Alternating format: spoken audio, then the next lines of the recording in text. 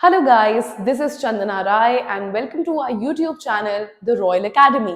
So let's get started with today's chapter which is Going Places.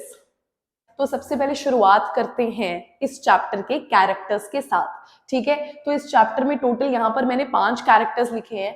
Sophie है जिसके ऊपर ये चैप्टर मेनली बेस्ड है, इसी लड़की के ऊपर, और सोफी की बेस्ट फ्रेंड है जानजी, ठीक है। और थर्ड नंबर पे आप देखते हो कि यहाँ पर मैंने लिखा हुआ है डैनी केसी, जो एक हीरो है, मतलब हीरो ने, एक आप फुटबॉलर कह सकते हो जिसको एक हीरो मानते हैं यहाँ पर सोफी का भाई।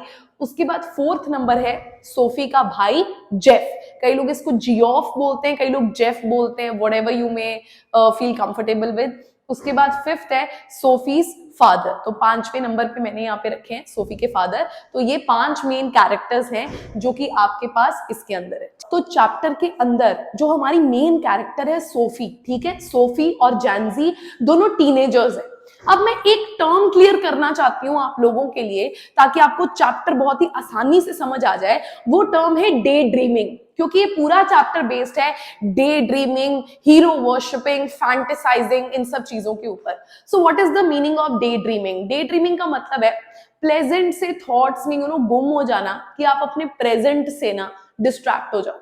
इतने अच्छे अच्छे ख्याली पुलाव बना लेने, कहानियों में खो जाना कि आप अपने प्रेजेंट से क्या हो रहे हो, डिस्ट्रैक्ट हो रहे हो। तो अब लेट्स गेट स्टार्टेड। सबसे पहला पॉइंट है डे ड्रीमर सोफी।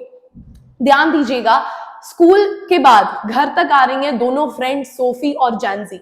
जानजी एक बड़ी प्रैक्टिकल लड़की है, वो अपनी रियलिटी जानती है, बखूबी समझती है कि सोफी और जानजी दोनों ही इकोनॉमिकली इतने साउंड बैकग्राउंड से नहीं आती हैं।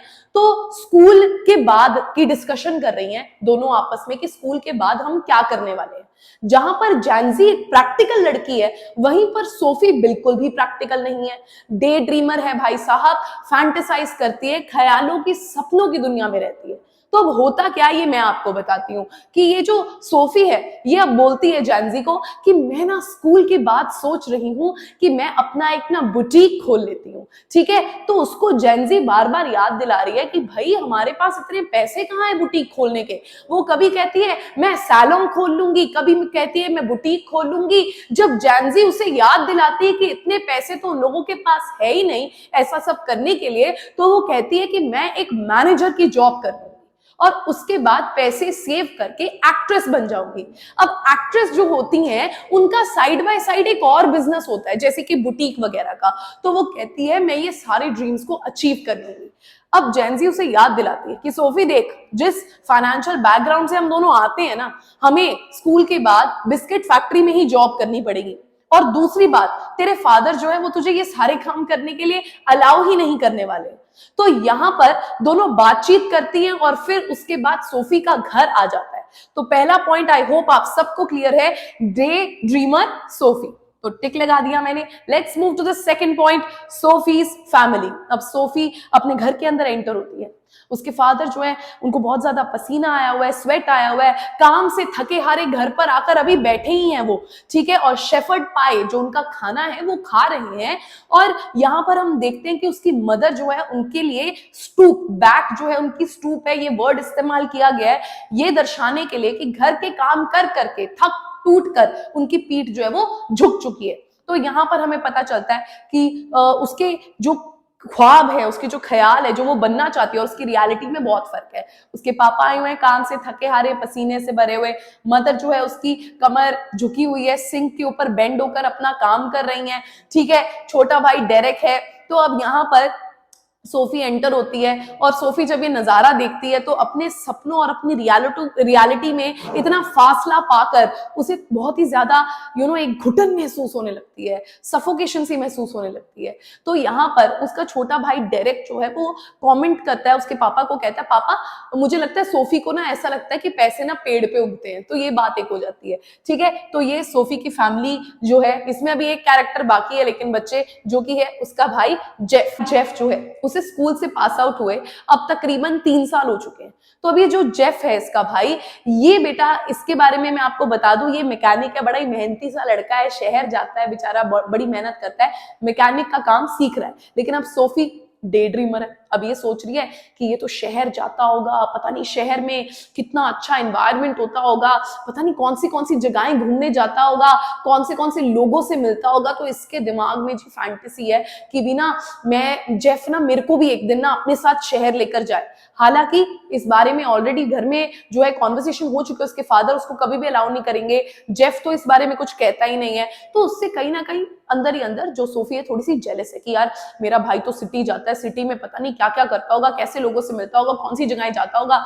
उसको उसका एक प्लान है सोफी का कि ना मैं जेफ को ना अपने अपने लिए बड़ा अफेक्शनेट बना दूंगी, कि जेफ मुझे बहुत ज्यादा पसंद करने लगे मेरा भाई, कि मुझे एक दिन वो शहर घुमाने लेकर जाए। और उसके दिमाग में क्या कहानी चल रही है, जेफ ने पहनी हुई है ब्लैक लेदर जैकेट, सोफी ने पहनी हुई है जी एक येलो कलर की ड्रेस जिसका पीछे से केप उड़ रहा है, वो दोनों बाइक पर बैठे हुए हैं और पूरा का पूरा शहर जो है वो खड़ा होकर तालियां मार रहा है जैसे ही दोनों भाई बहन एंटर हो रहे हैं। तो जैसा कि बताया था मैंने आपको, डे ड्रीमर है तो ऐसी बातें वो सोचती है।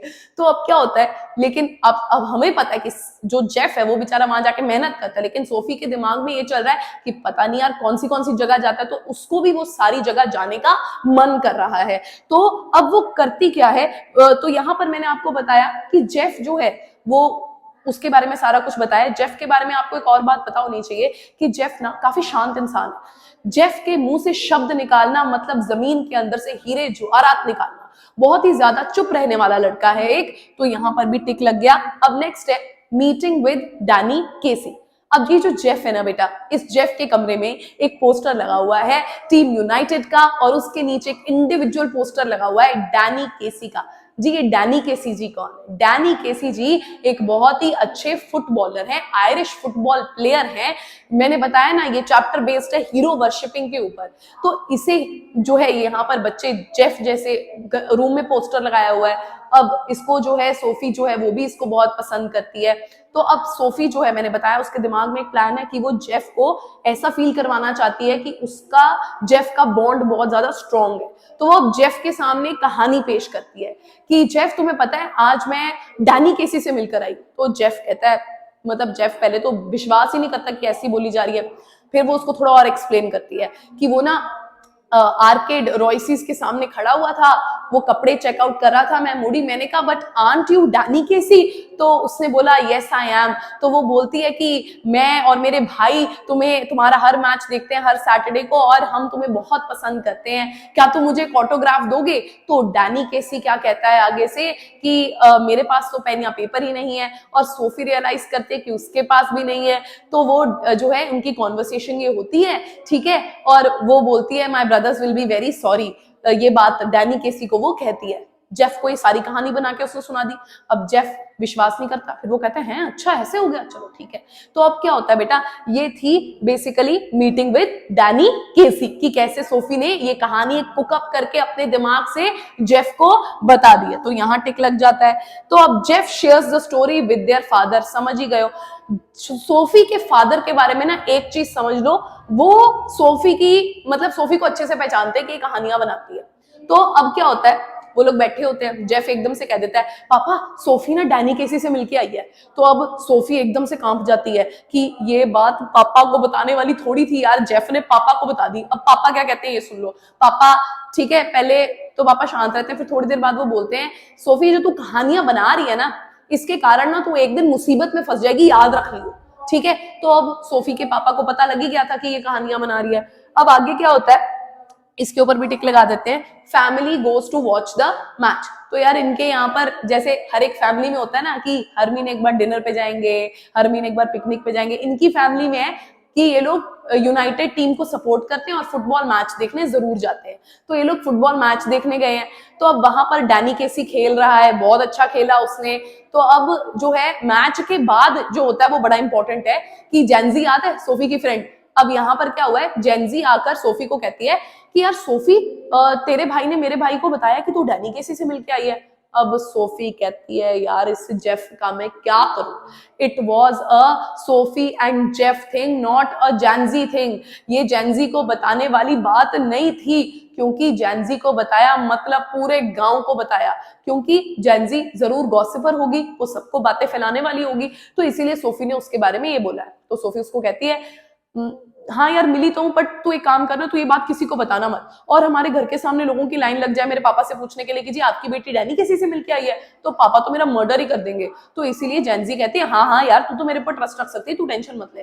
तो ऐसी ये कॉन्वर्सेशन होती है आफ्टर द फुटबॉल मैच। तो अब क्या होता है बेटा, ये जो सोफी है ना, ये यहाँ तक रुकती नहीं है, ये जेंजी को थोड़ी और सॉरी जेंजी बोल दिया, ये जेफ को थोड़ी और कहानी आगे एक्सटेंड करके बताती है कि यार जेफ तूने सबको बता दिया यार, मतलब ना तू ये बात किसी को बताई हो मत, मतलब डैनी केसी के साथ ना मेरी अच्छी खासी बातचीत हुई है। तो वो कहता यार चुप कर जा यार, डैनी केसी की लाइफ में और क्या लड़कियां नहीं है जो वो तेरे से बात करेगा।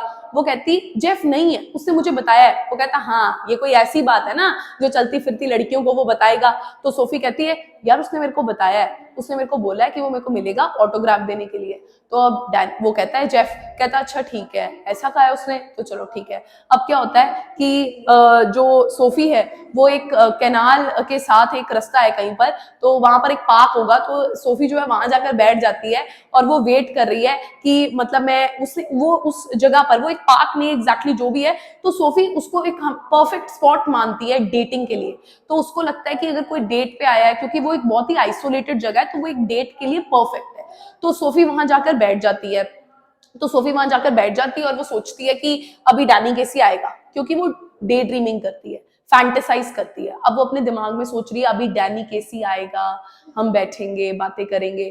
फिर थोड़ी देर बाद उसकी ये एक्सपेक्टेशन डिसअपॉइंटमेंट में बदल जाती है, क्योंकि उसको अंदर से रियलाइज होता है कि ऑब्वियसली वो नहीं आएगा, बिकॉज ये तो एक स्टोरी थी जो उसने अपने दिमाग से बनाई थी।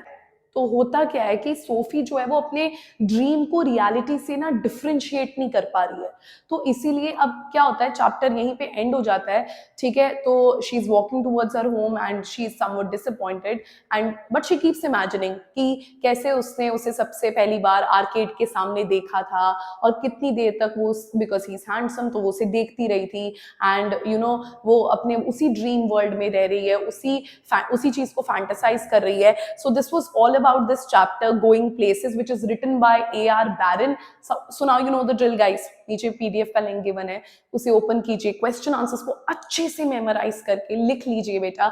और अगर आपको कोई भी डाउट है तो आप नीचे कमेंट डाउन कर सकते हैं। So please like this video, comment down below, subscribe to our channel. Thank you so much for watching this.